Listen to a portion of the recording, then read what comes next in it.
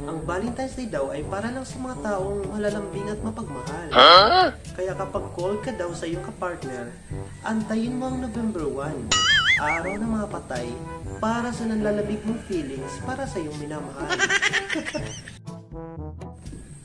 Kapag atapang at tao ka naman, huwag ka mag-celebrate sa February 14. Di para sa iyo yun. Antayin mo ang araw ng kagitingan. Dahil doon, pwede kang mag-amok. Kapag kapayat ka naman at kulang sa aruga ang puso mo, ang February 14 ay hindi para sa iyo. Antayin mo ang Nutrition Month dahil doon may Go, Glow at Grow Foods ka na, may libreng pa-injection pa. Iwan ko na lang kung hindi mangisay ang puso mo. Kung tulits, marites at sosyal ka, huwag ka makipagsabay mag-celebrate ng Valentine's.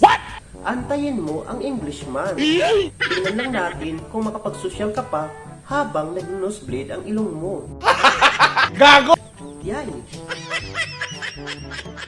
Kung palagi kang mainit, mahilig mga labit at mga bit, hindi din para sa iyo ang Valentine's Day.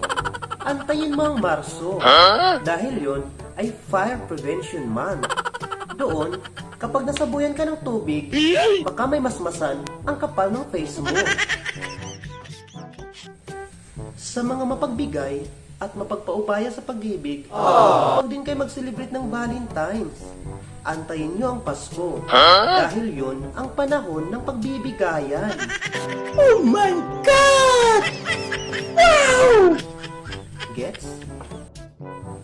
Sa mga iniwanan naman ng mga minamahal dyan, hindi din para sa inyo ang Valentine's Day. Antayin nyo ang araw ng kalayaan. Dahil doon, baka kayo ay makapag-move on. Sa mga mahilig manggus dyan, ang Valentine's Day ay hindi din para sa inyo.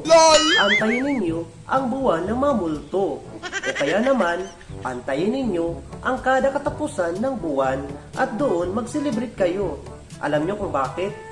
Dahil talaga namang manginginig kayo sa takot sa mga bayarin ninyo. Yay! Bills!